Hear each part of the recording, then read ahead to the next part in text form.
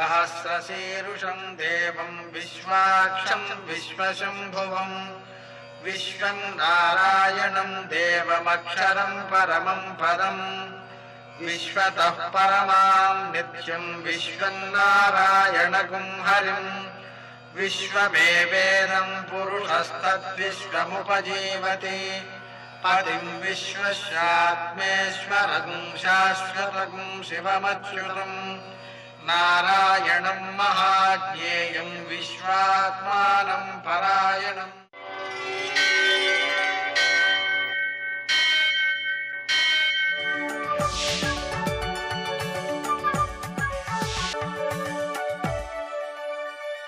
सूर्यशौर्यमथेन्दुरिन्द्रपदवी सन्मङ्गलं मङ्गलम्।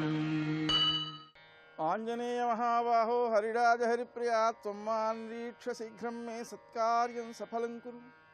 मर्कटेश महोत्साह सर्वशोक विनाशन शत्रून् संहर मां रक्ष श्रियं दापय मे प्रभु। నేటి కాలమాన విశేషాన్ని గమనించండి. స్వస్తి శ్రీ చాంద్రమాన మన్మథనామ సంవత్సరం ఉత్తరాయణం గ్రీష్మ ఋతువు జ్యేష్ఠమాసం కృష్ణపక్షం మంగళవారం. సూర్యోదయం 5:44 సూర్యాస్తమయం 6:46. తిథి సప్తమి ఉదయం 10:15 వరకు. నక్షత్రం శతభిషం మధ్యాహ్నం 1:39 వరకు. వర్జం రాత్రి 7:42 నుంచి 9:12 వరకు. దుర్ముహూర్తం ఉదయం 8:20 నుంచి 9:13 వరకు. మరల రాత్రి 11:09 నుంచి 11:53 వరకు. అమృతకాలం ఉదయం 6:52 నుంచి 8:22 వరకు. మరల రాత్రి తెల్లవారుజామున 4:45 ప్రారంభం. రాహుకాలం మంగళవారం కాబట్టి మధ్యాహ్నం 3 నుంచి 4:30 వరకు. అష్టకౌర్గు రీత్యా శుభప్రదమైన సమయం ఉదయం 10 గంటలకు. నేటి విశేషాలు అనఘాష్టమి. దత్తాత్రేయ స్వామిలో ఉండేటువంటి విశేషం ఏమిటంటే ప్రతి పేరుకి కూడా సార్థకమైనటువంటి అర్థం ఉంటుంటుంది. దత్తుడు అంటే భగవంతుడు తనని తాను ఇచ్చుకున్నాడు. ఎవరికి? అత్రి అనసూయలకు. అంటే 3 గుణములను అతిక్రమించిన వాళ్ళు అత్రి, అసూయ లేనామే అనసూయ.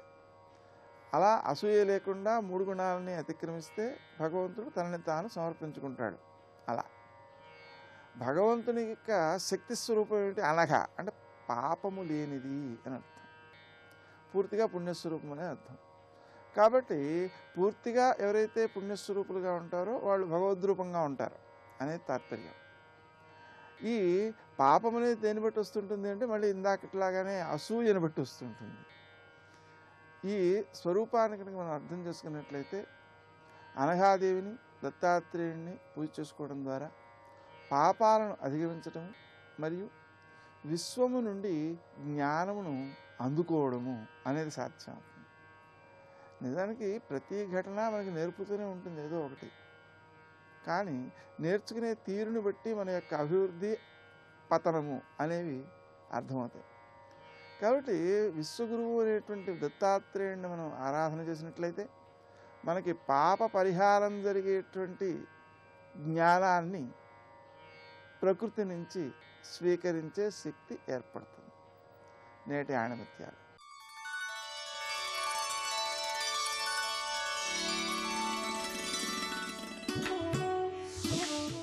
ప్రపంచమంతా తిరస్కరించిన ఎవరినీ ద్వేషించని వాడు నిజమైన యోగి.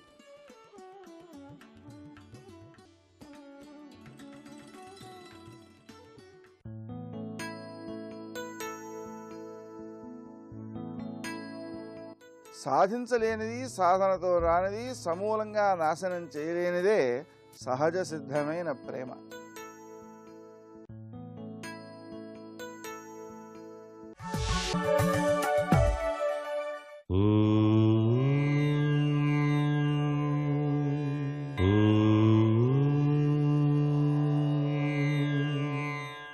ఓం నమో నారాయణాయ. ఓం నమః శివాయ. శ్రీమాత్రే నమః. పుట్టిన ప్రతి వాళ్ళు కూడాను ధైర్యవంతమైన లక్షణాలు కలిగి చక్కటి ఆలోచన పరిజ్ఞానంతో తమ జీవితాన్ని సాగించుకోవటానికి సఫలీకృత తత్వాన్ని ప్రసాదించేది ఆంజనేయ స్వామివారు. అందుకనే పిల్లవాడు పుట్టిన దగ్గర నుంచి కూడాను మెడలో ఆంజనేయ స్వామి బెళ్ళవేయండిరా బాబు అంటూ ఉంటారు.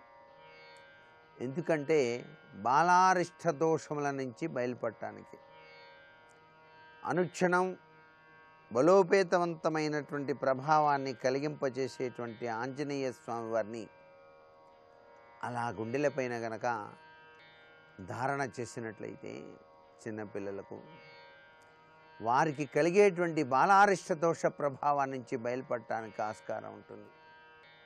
అంతేకాకుండా హనుమంతుల వారంత బలోపేత తత్వాన్ని కలిగి ఉండాలనేటువంటి సంకల్ప సిద్ధి కలిగి వాళ్ళు నిత్యం కూడాను ఉపాసనా తత్వాన్ని అలవర్చుకోవడానికి ఆస్కారం ఉంటుంది. అంటే సూర్య నమస్కారాలు లాంటివి చేయటం, చక్కగా తిండి తినటం, ఇలాంటి లక్షణాలన్నీ కూడా హనుమత్ ఉపాసనా తత్వంలో ఏర్పడేటువంటి ముఖ్య లక్షణాలు. అంతేకాకుండా కార్యసిద్ధి ప్రదాతగా స్వామివారు గొప్పగా అనుగ్రహాన్ని ప్రసాదిస్తాడు. కాబట్టి కష్టాల వలయంలో కొట్టుమిట్టాడేటువంటి వాళ్ళు సుందరకాండ పారాయణ, హనుమత్ బడబాలన స్తోత్రం ఇత్యాదివన్నీ కూడాను చాలా చక్కగా పఠనం చేసుకొని ఆ స్వామివారి యొక్క దివ్యవంతమైన అనుగ్రహ కటాక్ష వీక్షణాలకి పాత్రులై తమ జీవన గమనాన్ని సుసంపన్నం చేసుకుంటున్నారు చాలామంది ఈ కలియుగంలో. ఇది మన భారతీయ సనాతన సంస్కృతి సంప్రదాయం. అందుకనే హా అనేటువంటి అక్షరం అంత గొప్పది. హనుమా అంటేనే చాలు స్వామివారు తన దివ్యవంతమైన అనుగ్రహ కటాక్ష వీక్షణాలని ప్రసరింపచేస్తాడు. వాయుపుత్రుడు ఆయన, సూర్యోపాసకుడు, రామభక్తుడు. అందుకనే హనుమత్ ఉపాసన చేసేటువంటి ప్రతి ఒక్కరూ కూడాను రామనామాన్ని చేసి తర్వాత హనుమంతుల వారిని కొలవాల్సిన పరిస్థితి ఎంతైనా ఉంది. రామాయ నమః అని చెప్పేసి నమస్కృతాంజలి గడించి హనుమంతుల వారిని గనక నిష్ఠగా హరిహరావతారాయ తుభ్యం నమోస్తు, ఆగమస్వరూపాయ తుభ్యం నమోస్తు, అసుర సంహారాయ తుభ్యం నమోస్తు, అంజనీనందనాయ తుభ్యం నమోస్తు అంటూ ధ్యానం చేసి తరించాల్సిన పరిస్థితి. అందుచేత ఈ హనుమంతుల వారి ఉపాసనలో గుర్తుపెట్టుకోవాల్సింది తమలపాకులతో స్వామిని అర్చన చేయటం. చాలా విశిష్టవంతమైన అర్చనగా మనకు శాస్త్రాల్లో చెప్పారు. మన సనాతన భారతీయ సంస్కృతి సంప్రదాయంలో హనుమంతుల వారికి తమలపాకులతో అర్చన చేయటం వెనకాల ప్రాతినిధ్యత ఏమిటంటే ఇంతటి మహోన్నతమైన పండితుడు మరొకరు లేరు అని చెప్పడమే. సర్వే జనా సుఖినో భవంతు.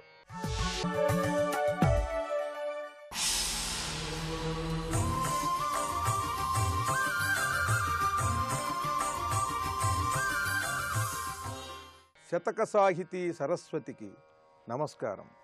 మత్పితామహకృత నిత్యమహిత పూజాంచితలింగ మత్పితృవిరచితానేక మాధురీ స్తోత్ర చారిత్ర మత్పతి తరములంబడి ఉమాపతిమతిమాది భోగివృత్పాద నందమూర్నిలయ విశ్వేశ్వర మహాలింగ.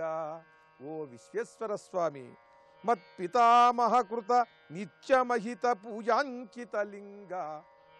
మా పితామహులు శోభనాద్రి గారు, మా తండ్రి గారు విశ్వనాథ సత్యనారాయణ గారు, వీరు తమ జీవితాన్ని సర్వసమర్పణ చేశారయ్యా నీకు.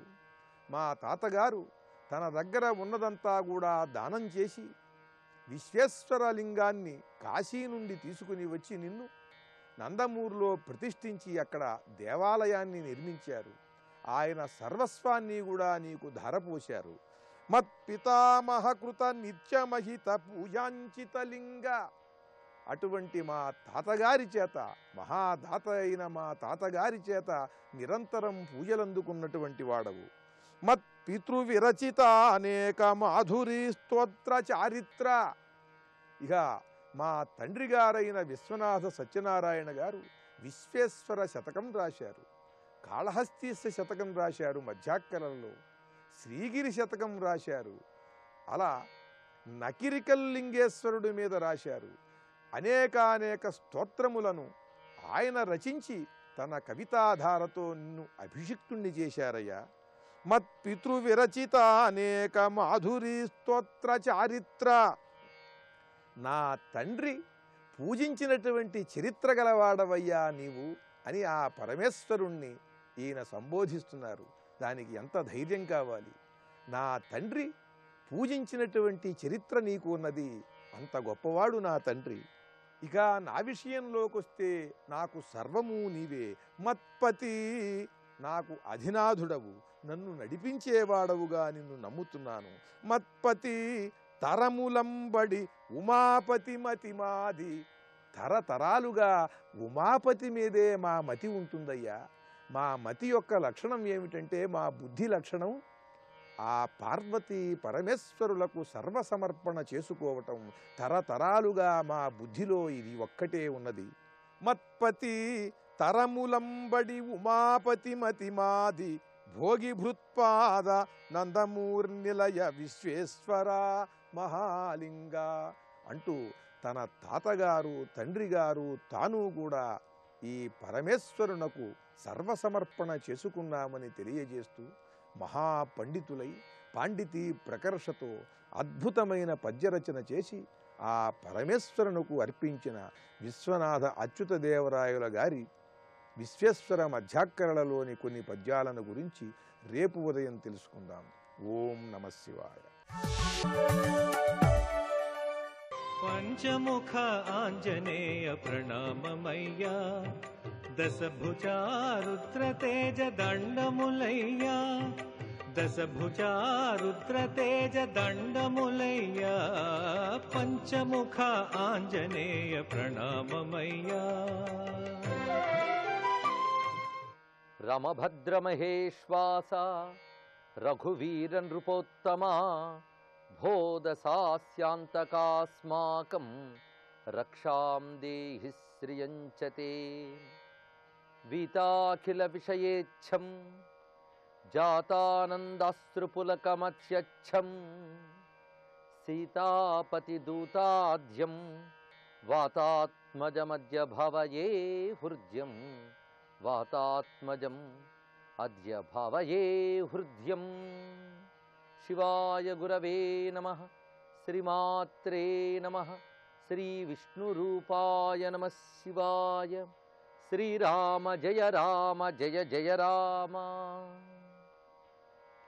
సీతాన్వేషణకై లంకలో ప్రవేశించినటువంటి ఆంజనేయ స్వామి వారు పుష్పక విమానంలోనూ, రావణుని యొక్క భవన సముదాయంలోనూ, ఇతరత్ర రాక్షసుల యొక్క గృహములు, ఇలా లంకానగరంలో ప్రతి భాగాన్ని అన్వేషించాడు. ఇంకా వెతకడానికి ఏమీ మిగల్లేదు అని కూడా తెలిసింది. ఇంతవరకు వెతికిన చోట్లే వెతికాడు, పైగా వెతకని చోట్లు కూడా వెతకడం జరిగినది. ఇలా మొత్తంగా పునఃపునః గాలించడము, సర్వము అన్వేషించడము, ఇదంతా అయినప్పటికీ కూడా సీత కనబడలేదు. ఎప్పుడో సీత గాని మరణించిందా అని ఒక వేదన కలిగింది. వినష్టావా ప్రణష్టావా మృతావా జనకాత్మజ. రామస్య ప్రియ భార్యస్య న నివేదయితుం క్షమం. సీతమ్మ కనబడలేదని, ఒకవేళ పోయి ఉంటుందని ఇలాంటి మాటలు రాముడితో చెప్పలేను. అది కానీ తెలిసినట్లయితే రామచంద్రమూర్తి నిలువలేడు. యది సీతామదృష్ట్వాహం వానరేంద్రపురీమితః గమిష్యామి తతఃకోమో పురుషార్థో భవిష్యతి. సీతాదేవిని చూడకుండా నేను కిష్కిందకి వెళ్ళినట్లయితే గమిష్యామి తతః కో మే పురుషార్థో భవిష్యతి, నాకు ఏం పురుషార్థం వస్తుందన్నాడు. అంటే నేను వచ్చిన పని నెరవేర్చుకోకుండా తిరిగి కిష్కిందకి వెళితే ప్రయోజనం ఏమిటి? పైగా రామునికి సీత అంటే ఎంత ప్రాణసమమో రాముని ప్రవర్తన బట్టి, మాటలు బట్టి నేను గమనించాను. అలాంటి సీత లేదనగానే రాముడి నిలువలేడు. గత్వాతు యది కాకుత్స్థం వక్ష్యామి పరమప్రియం నా దృష్టేతి మయా సీత తతస్త్యక్షతి జీవితం. రామునికి అత్యంత అప్రియమైన విషయం ఏంటి అంటే, సీతని నేను చూడలేదు అనే మాట మాత్రమే అప్రియం అవుతుంది. ఆ మాటగాని చెప్తే నా దృష్టేతి మయా సీత, సీత నాకు కనబడలేదు అనే మాట చెప్తే తతః అప్పుడు త్యక్షతి జీవితం, తన జీవితాన్ని విడిచిపెడతాడు రామచంద్రమూర్తి. ఎప్పుడైతే రాముడు తన జీవితాన్ని విడిచిపెడతాడో అప్పుడు రామునికి అనుంగు సోదరుడైనటువంటి లక్ష్మణుడు కూడా ఇంకా బతకలేడు. తంతు కుర్చగతం దృష్ట్వా పంచత్వగత మానసం భుషానురక్తో మేధావి నభవిష్యతి లక్ష్మణ. రాముడు లేకపోతే లక్ష్మణుడు ఉండలేడు. అంతేకాదు భరతుడు ఎటువంటి ఉత్తముడు కూడా నేను గ్రహించాను. అది రామలక్ష్మణుల మాటలు బట్టే తెలుసుకున్నప్పటికీ కూడా భరతుని యొక్క వ్యక్తిత్వం నాకు తెలుసు. పైగా హనుమంతుడు చాలా నిశితమైనటువంటి పరిశీలన దక్షుడైన గతంలో మనం చెప్పుకున్నాం. దాని ప్రకారంగా రామలక్ష్మణుల యొక్క వ్యక్తిత్వాలు బట్టి భరతుని యొక్క గొప్పతనాన్ని కూడా అతను భావించగలడు. ఎప్పుడైతే రామలక్ష్మణులు ఇద్దరు ఇంకా లేరు అని తెలిసిందో భరతుడు కూడా మిగలడు. వినష్టౌ భ్రాతరవు సుత్వా భరతోపి మరిష్యతి భరతంచ మృతం దృష్ట్వా శత్రుఘ్నో నభవిష్యతి. భరతుడు లేకపోతే ఇంక శత్రుఘ్నుడు కూడా ఉండడు. దీన్ని బట్టి మొత్తంగా అక్కడ ఉన్నటువంటి అయోధ్యకు చెందిన రామ కుటుంబం మొత్తం నశిస్తుంది. అంతేకాదు మాట తప్పేనే సీతను అన్వేషించి అప్పచెప్తానన్నటువంటి మాట నిలబెట్టుకోలేకపోయిన బాధతో సుగ్రీవుడు ఆయన కూడా దుఃఖిస్తాడు. అంతేకాదు రామచంద్రమూర్తి వియోగంతో సుగ్రీవుడు కూడా ఇంకా బ్రతికి ఉండడు. కృతజ్ఞ సత్యసంధశ్చ సుగ్రీవ ప్లవగాధిప రామం తథాగతం దృష్ట్వా తతస్త్యక్షతి జీవితం. పైగా ఇక్కడ సుగ్రీవునిపై హనుమంతుడికి ఉన్నటువంటి గౌరవం రెండు మాటల ద్వారా తెలుస్తున్నది. కృతజ్ఞ సత్యసంధశ్చ, సుగ్రీవుడు సత్యసంధుడు, కృతజ్ఞుడు. ఎందుకంటే రాముడు చేసినటువంటి మేలుకి ప్రత్యుపకారంగా సీతాన్వేషణ చేసి సీతమ్మ జాడ తెలుసుకుని సహాయపడదాం అనుకున్నాడు సుగ్రీవుడు. ఎప్పుడైతే ఆ కార్యం నెరవేరలేదో తన సత్యసంధత కృతజ్ఞత దెబ్బతిన్న ఆయన బాధతో సుగ్రీవుడు కూడా తన జీవితాన్ని విడిచిపెడతాడు. అంటే విలువల కోసం జీవితాన్ని కూడా త్యాగం చేయగలిగేటువంటి మహాత్ములు ఈ సుగ్రీవుడు రాముడు ఇత్యాదులు అనే విషయం కూడా ఇక్కడ తెలుస్తుంది. ఎప్పుడైతే సుగ్రీవుడు ఇంకా వెళ్ళిపోతాడో అప్పుడు ఇటు వానర కులం కూడా దెబ్బతింటుంది. ఇలా మొత్తంగా నేను వెళ్ళి కార్యం సాధించలేదు అనే వార్త చెప్పడం వల్ల ఏమీ సాధించలేను. ఇటు అటు కూడా కుటుంబాలు మొత్తం నశిస్తాయి. అటు రాముని యొక్క కుటుంబం, ఇక్కడ సుగ్రీవుని యొక్క కుటుంబం కూడా. పైగా మొత్తం కిష్కింధ, అటు ఇక్ష్వాకు నగరం ఇదంతా కూడా రోదన ధ్వనులతో నిండిపోతుంది. ఘోరమారోదనం మన్యే గతేమయ భవిష్యతి ఇక్ష్వాకుకుల నాసశ్చైవ వనౌకసాం. ఇలాగా ఇక్ష్వాకు కులము వానర కులము ఈ రెండు దెబ్బతీయడం తప్ప నేను వెళ్ళి ప్రయోజనమేమీ లేదు. కనుక ఏం చేయాలి ఇప్పుడు? ఇది ఆలోచిస్తున్నాడు ఆంజనేయ స్వామి. మయ్యగచ్చతి చేహస్థే ధర్మాత్మానో మహారథౌ ఆశయాత్ ధరిష్యేతే వానరాశ్చ మనస్వినః. నేను వెళ్లకుండా ఉంటే ఇటు వానరులు అటు రామచంద్రమూర్తి కూడా ఆశతో జీవిస్తారు. అంటే సీత ఉండి ఉంటుంది, హనుమంతుడు ఎప్పటికైనా వస్తాడు, వార్త చెప్తాడని ఆశతోనైనా ఉంటారు. కనుకనే నేను వెళ్లకుండా ఇక్కడెక్కడో నియమబద్ధంగా జీవిస్తూ నేను కాలక్షేపం చేస్తానని నిశ్చయించుకున్నాడు ఆంజనేయ స్వామి. హస్తాదానో ముఖాదానో నియతో వృక్షమూలిక వానప్రస్థో భవిష్యామి యదృష్ట్వా జనకాత్మజాం. సీత ఇంకా కానరాలేదు గనక నేను ఇక్కడ వానప్రస్థంగా జీవిస్తానన్నాడు. అంటే కేవలం వనంలో ఉండడం మాత్రమే కాకుండా వానప్రస్థాశ్రమ స్వీకారం వలె ఈ అరణ్యంలో నివసిస్తూ లభించేటువంటి వృక్షమూలికల్ని మొదలైన వాటిని తింటూ బ్రతుకుతాను. అది కూడా ఆహారాన్ని అన్వేషించడం కాకుండా నా నోటికి చేతికి ఏది అందుబాటులోకి లభిస్తుందో దాన్ని మాత్రమే స్వీకరిస్తూ హస్తాదానం ముఖాదానం అన్నాడు ఇక్కడ. అంటే చేతికి నోటికి అందిన ఆహారాన్ని భుజిస్తూ ఇక్కడ ఈ వృక్షముల నడుమ జీవిస్తూ ఉంటాను. లేదా సాగరు నూపజే దేశే బహుమూల ఫలోదకే చితాంకృత్వా ప్రవేక్షామి సమిద్ధమరణీసుతం. అంతేకాదు యోగ సాధన ద్వారానో లేదా ప్రయోపవేశం ద్వారానో ప్రాణాలనైనా త్యజిస్తాను అంటున్నాడు ఆంజనేయ స్వామి. ఎందుకంటే అనుకున్న పని నెరవేరినప్పుడు ఇంక జీవించి ప్రయోజనమే ఉంది. అందుకే ప్రాయోపవేశమును కానీ యోగ సాధన ద్వారా కానీ ఇక్కడ ఈ మాటల్లో కూడా కేవలం ఆత్మహత్య అనేటువంటి మాట కాకుండా మంచి మాటలు కనబడుతున్నాయి. ప్రయోపవేశము, యోగ సాధన ఇత్యాదులు చూపిస్తున్నారు. దీన్ని బట్టి దీని అర్థం ఏంటి అంటే యోగ సాధన ద్వారా శరీరాన్ని త్యజించడం ఇదొక ప్రక్రియ, యోగ ప్రక్రియ. అంతేగాని శరీరాన్ని నశింపజేసుకోవడం వేరు, జీవాత్మని శరీరం నుంచి త్యజింపజేయడం వేరు. అందుకే యోగేనాంతే తను త్యజాం అని కాళిదాస మహాకవి కూడా రఘువంశంలో విషయం చెప్తాడు. యోగము ద్వారా శరీరాన్ని విడిచిపెట్టగలగడం, దీనికి ప్రయోపవేశం ఇచ్చా దీక్షలు ఉంటాయి. ఇది యోగ సాధనతో చేసేటువంటివి. అదేనా చెయ్యాలి. లేదా ఉపవిష్టస్య వా సమ్యక్ లింగినం సాధయిష్యతః శరీరం భక్షయిష్యంతి వాయుసా శ్వాపదాని చ. లేదా జల సమాధి ద్వారానైనా నా శరీరాన్ని విడిచిపెడతాను. అప్పుడు ఆ జలములందున్నటువంటి జంతువులకు నా శరీరం ఆహారం అవుతుంది. ఇలా ఆలోచిస్తున్నాడు ఆంజనేయ స్వామి. అంటే ఒక విధంగా జీవితంపై ఒక విరక్తి ఏర్పడిందా అన్నట్టు మాట్లాడుతున్నాడు. వెంటనే తన ఆలోచన మరొకవైపు తీసుకువచ్చాడు. తాపసోవా భవిష్యామి నియతో వృక్షమూలికః నేత ప్రతిగమిష్యామి తాము దృష్ట్వాసితే క్షణాం. లేదా తపస్విగా మారిపోతాను అంటే తపోనిష్టని స్వీకరించి సాధన చేస్తూ ఈ అరణ్యంలోనే ఉంటాను, అంటే అక్కడ ఉన్నటువంటి వివిధములైన ఉద్యానవనాలు వాటిల్లో నేను ఇంకా జీవిస్తాను అని నిర్ణయించుకుంటున్నాడు ఆంజనేయ స్వామి వారు. ఇక్కడ ఆంజనేయుని యొక్క మనస్తత్వాన్ని మనం పరిశీలించాలి. ఇంతవరకు అన్వేషించాడు, ఎంతో విశ్వాసంతో వెతికాడు, ధైర్యంతో వెతికాడు, విసుగు లేకుండా వెతికాడు. అయినప్పటికీ ఎక్కడా కూడా కార్యసాఫల్యానికి అవకాశం దొరకలేదు. అప్పుడు మాట్లాడుతున్నాడు. అయితే ఇవి బయటికి వినడానికి ఆత్మహత్య చేసుకుంటాను అన్నట్లు వినబడుతూ ఉంటాయి. అంటే జీవితం మీద విరక్తి పొంది ఇంకా ఏం చేయగలం అనేటువంటి ఒక పరిస్థితికి వెళ్ళాడా అన్నట్లు అనిపిస్తుంది. కానీ ఇక్కడ హనుమంతుడు మిగిలిన మాటలు, అంటే శరీరాన్ని జలసమాధి చేస్తాను, లేదా అగ్నిలోకి వెళతాను, ప్రయోపవేశం చేస్తాను, ఇలాంటి మాటలన్నీ కూడాను కేవలం అంతరార్థం ఏమిటి అంటే అనుకున్న పని సాధించకుండా అక్కడికి వెళ్ళే కంటే శరీరం పరిత్యజించడం మంచిది అనే ఉద్దేశాన్ని తెలియజేస్తున్నా కానీ శరీరాన్ని త్యజిస్తాను, ఆత్మహత్య చేసుకుంటాను ఉద్దేశం మాత్రం కాదు. ఇది తెలుసుకోవాల్సిన ముఖ్యమైన అంశం. పైగా రామాయణంలో మనకి ముఖ్యంగా జీవితం యొక్క విలువ చెప్తారు. కేవలం భక్తి, ఆధ్యాత్మికత, వేదాంతం ఈ దృష్టిని మాత్రమే మనం చూస్తాం. కానీ జీవితాన్ని, వ్యక్తిత్వ నిర్మాణాన్ని వాల్మీకి చాలా అద్భుతంగా చూపిస్తున్నాడు. అందుకు జీవితం యొక్క విలువ రామాయణంలో అనేక చోట్ల చెప్పబడుతూ ఉంటుంది. అందుకే బాల్యం నుంచి రామాయణాన్ని పిల్లలకు చదివిస్తే వాళ్ళకి జీవితం విలువ తెలుస్తుంది. మనస్సు బయట ఉన్నటువంటి పరిస్థితుల వల్ల దుర్బల స్థితికి వెళ్లకుండా ఉంటుంది. ఎప్పుడైనా సరే మనం ఎన్ని ప్రయత్నాలు చేస్తున్నా ఆశాభంగాలు కలుగుతూ ఉంటాయి. ఆశాభంగాలు కలిగినప్పుడు జీవితం మీద విరక్తి కూడా పుడుతూ ఉంటుంది. ఇలాంటి సందర్భాలు మహాత్ములకే వచ్చాయి. జీవితంలో ప్రతి వారికి సుఖం దుఃఖం వస్తూ ఉంటాయి. మహాత్ములకు వస్తాయి, మామూలు వాళ్ళకి వస్తాయి. మహాత్ములకు ఎప్పుడు సుఖాలే వస్తున్నాయి అనుకోవడానికి లేదు.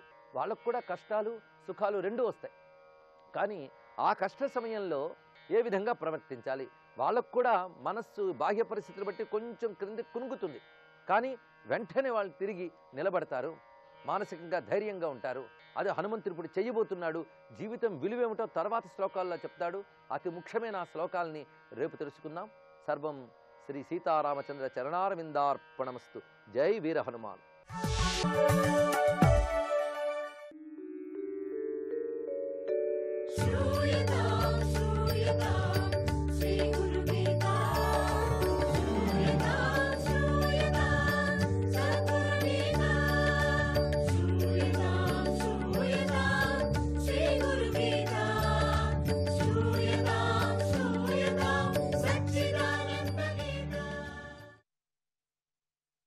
జై గురుదత్త, శ్రీ గురుదత్త. అవధూత స్వామి యదు మహారాజుకు పావురాల నుండి తాను నేర్చుకున్న బోధన చెప్పాడు. ఒక అడవిలో ఒక చక్కనైన పావురాల జంట ఉంది. అవి ఎంతో అన్యోన్యంగా ఎంతో కాలం పాటు జీవించాయి. వాటికి కొన్ని పిల్ల పక్షులు కూడా పుట్టాయి. అల్లారు ముద్దుగా తమ పిల్ల పక్షులను పెంచుకోసాగాయి. పక్షులు చిన్నపిల్లప్పుడు చూడటానికి చాలా అద్భుతంగా ఉంటాయి. దానికి రెక్కలు వచ్చే అప్పుడే మాట్లాడేలాగా ఉంటాయి. అవి ముద్దైనటువంటి స్వరంతో పిలుస్తూ ఉంటాయి. ఎంతో ప్రేమతో శ్రమను కూడా లెక్క చేయక ఆ పక్షి దంపతులు అడవిలోకి వెళ్ళి ఆహారం సంపాదించి తెచ్చి పిల్లలకు పెడుతూ ఉండేవి. ఇది మామూలుగా జరుగుతూ ఉండేది. ఒకనాడు ఒక బోయవాడు పెద్ద పక్షులు అడవిలోకి వెళ్ళటం, ఆహారాన్ని తెచ్చి పిల్ల పక్షులకు ఇవ్వటం గమనించాడు.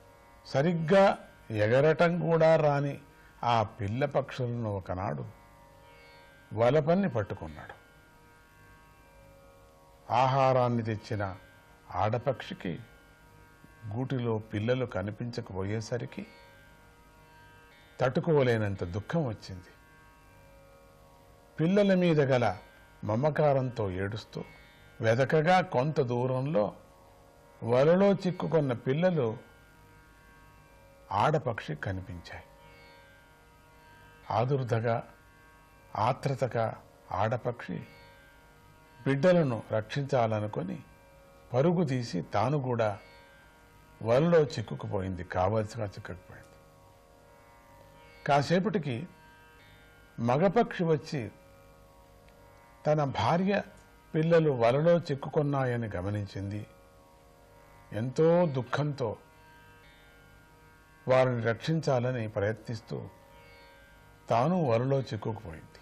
చెట్టు చాటున ఉండి గమనిస్తున్న బోయేవాడు అక్కడికి వచ్చి, ఈరోజు నా పంట పండిందయ్యా, ఇక్కడికి నాకు చక్కని విందు భోజనం లభించింది అనుకుంటూ మురిసిపోయాడు. ఎంతో సంతోషంతో పక్షి కుటుంబాన్ని వలతో సహా భుజం మీద వేసుకొని ఇంటికి తీసుకుపోయాడు. చూశారా మమకారం ఎంత పని చేసిందో? కుటుంబాన్ని పోషించడమే పరమార్థమని అనుకోరాదు. మమకారాన్ని విడవాలి, లేకపోతే దీనుడు కావటం జరుగుతుంది. పక్షి కుటుంబాల్లాగా గొప్ప దుఃఖాన్ని అనుభవించవలసి వస్తుంది. ఒక చిన్న పక్షికి, చిన్న పిల్లకు తల్లి చచ్చింది. తల్లిని చూసి మగపక్షి కూడా దాంట్లో చిక్కుకుంది. మొత్తం కుటుంబం అంతా పోయింది ఒక చిన్న మమకారానికి. అట్లా చిన్న పక్షి పోతే పోతుందని చెప్పేసి తెలుసు ఇంక వలలో చిక్కున్న పక్షి దొరకదని వదిలేసి ఉంటే ఇద్దరైనా మళ్ళీ మిగిలేవారు, మళ్ళీ ఒక 2 పిల్లలు ముందుకు వచ్చేటువంటివేమో తెలీదు. అందుకని మమకారాన్ని విడవాలి, లేకపోతే వాడు దీనుడు కావటం జరుగుతుంది. పక్షి కుటుంబంలాగా గొప్ప దుఃఖాన్ని అనుభవించవలసి వస్తుంది. యదురాజు మనుష్య జన్మమెత్తు కూడా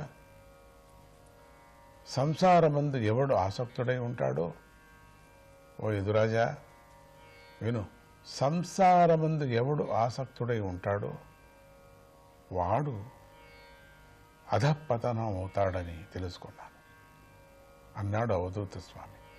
చూశారా మమకారం ఎంత చేటు చేసిందో?